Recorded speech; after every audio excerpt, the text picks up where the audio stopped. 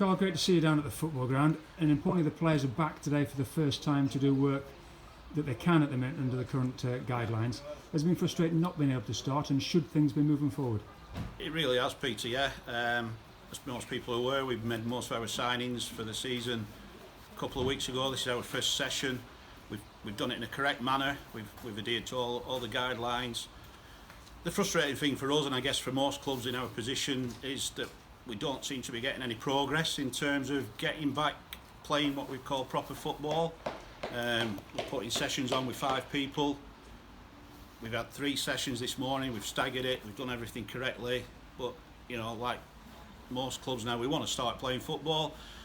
My frustration really, and I guess it's the same for everybody involved in non-league on the football side, is it doesn't feel like we've got any representation in terms of rattling the politicians to get us playing again. You know, I saw yesterday that there was a complete U-turn on the cricket. Breakfast time, they weren't allowed to play cricket. By tea time, they had permission to play in all the local leagues. You know, there are ways we could play, I'm pretty certain. Perhaps behind closed doors, don't use the dressing rooms, whatever. There must be ways. The frustration for me, certainly, and everybody at this club, is that we feel we can hold games, and we need somebody now to pick the baton up and fight that fight for us. Yeah, it's a bit frustrating. Yeah, without being too political, are we talking about the local leagues or the FA? Who should we sort of just sort of speaking up first? I wish I knew, Peter. I wish I knew. I don't know whether the FA are just overlooking us, or we're not getting the right representation from our league. I'm not sure. I'd just like to think there's somebody out there that's going to champion the non-league cause, the grassroots cause, because you know, the update that I saw from the FA basically was the same circular that we had a month ago.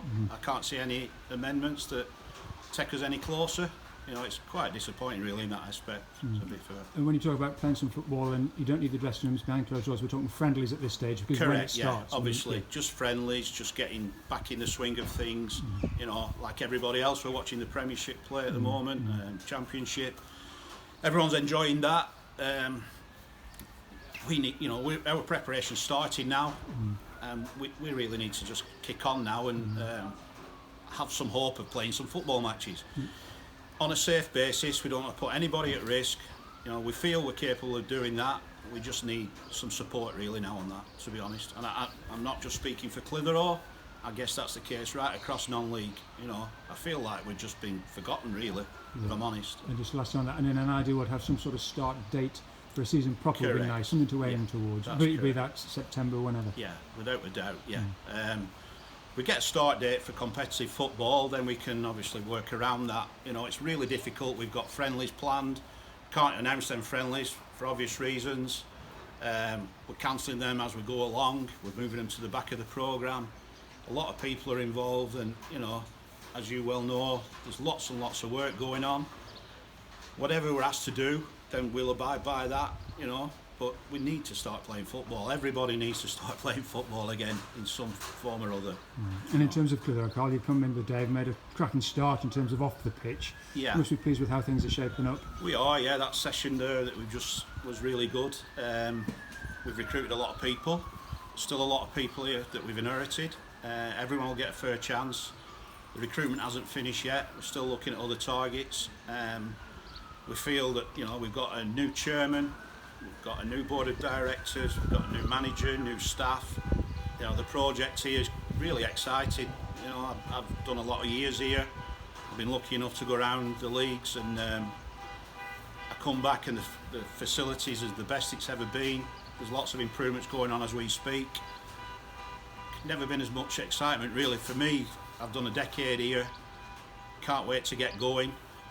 We've appointed the youngest manager, I think, in England, who speaks for himself. You know, I hope people take the opportunity to listen to his interviews, see what he's all about.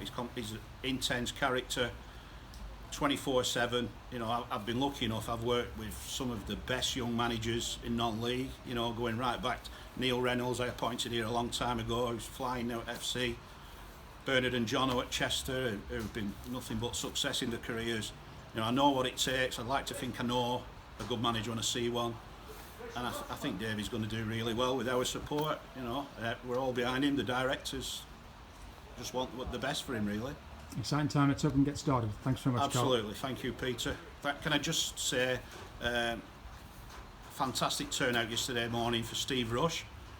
You know, I was here, the drive-by, all the best to his family. Fabulous man. Thank you. The point I made, he was indeed. Thanks, Carl. Thank you.